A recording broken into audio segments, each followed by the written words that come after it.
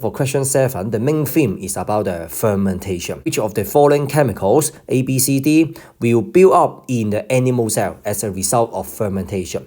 So for the concept checking, we need to realize the skeletal muscle can undergo lactic acid fermentation, and we need to recall the product of the lactic acid fermentation. And we also need to compare the alcoholic fermentation and the lactic acid fermentation. So let's take a look at the answer. Answer A, lactate. Actually, that's the product of the lactic acid fermentation. So in our skeletal muscle, so it will undergo the anaerobic respiration during the rigorous exercise to provide additional energy. And at the same time, the glucose will be broken down into glycolysis, and the glucose undergoes glycolysis and is oxidized to become the pyruvate, and then the pyruvate is reduced to be the lactic acid by the NADH. Therefore, option A is the answer. So what about options B, C, D? So let's also go through the answer.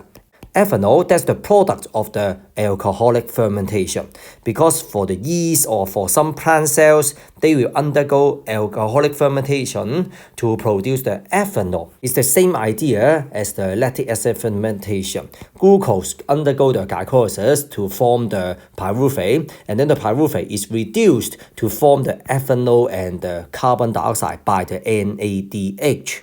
And then for the glucose, which is the substrate for the fermentation, no matter for the alcoholic fermentation or the lactic acid fermentation, and the carbon dioxide, that's the product of the alcoholic fermentation. So for this action, they take place in the yeast or they take place in the plant cells, but not the animal cell. Therefore, they are not the answer. 好，跟住啦，去到第7條咧，就有關於發酵嘅。咁題目就問啦 A、B、C、D 啦，邊一樣嘢啦，會喺個動物細胞當中，基於發酵嘅呢個過程啦，而累積起上嚟嘅。咁其實考翻我哋咩嘅概念咧，就係講緊啦，我哋嘅肌肉嘅細胞啦、骨骼肌啦，就能夠進行到呢個乳酸發酵啦，亦都考下我哋啦，乳酸發酵嘅產物係啲乜嘢啦，同埋啦，亦都想我哋比較一下咧酒精發酵同埋呢個乳酸發酵嘅。咁啊睇一睇答案做一擊破啦。第一個乳酸，咁其實就係乳酸發酵嘅產物啦。咁亦都咧喺個動物細胞咧係會累積起上嚟嘅。咁啊本身個概念就係有關於啦乳酸發酵啦，由葡萄糖經過整個過程底下咧就會產生咗2個乳酸啦，同埋呢個能量啦。咁啊，因為當我哋嘅骨骼肌進行咗糖酵解 glycolysis 去產生咗 pyruvate 丙酮酸之後咧，咁 pyruvate 咧就會受到 NADH 咧嘅還原去製造咗呢個乳酸嘅。咁所以 A 已經係答案啦。咁但係 B、C、D 啦，有翻啲體育精神搞掂埋佢咯喎。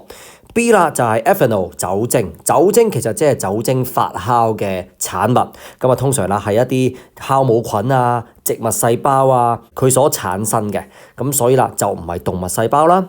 跟住去到葡萄糖啦，其實佢就係發酵所要用嘅受質啊嘛，係咪？無論係呢個酒精發酵啦，定係乳酸發酵啦，其實一開始咧都係用葡萄糖，因為葡萄糖就係做糖酵解，容易製造咗呢個 pyruvate 丙酮酸。而個丙酮酸就俾人發酵成為酒精，或者係2個二氧化碳，又或者啦係個乳酸啦。跟住到 D 啦，二氧化碳，正亦都係酒精發酵嘅產物。咁其實葡萄糖同埋二氧化碳咧，除咗佢係一個發酵嘅受質啦，或者酒精發酵嘅產物啦，其實呢2樣嘢咧都係我哋嘅需氧呼吸aerobic respiration 嘅受質或者係產物嚟嘅喎。咁所以今次嘅題目咧，由於佢講發酵，咁我都主力就係講發酵先。但係其實宏觀啲嚟睇咧，佢都同我哋嘅需氧呼吸 aerobic respiration 有關係嘅。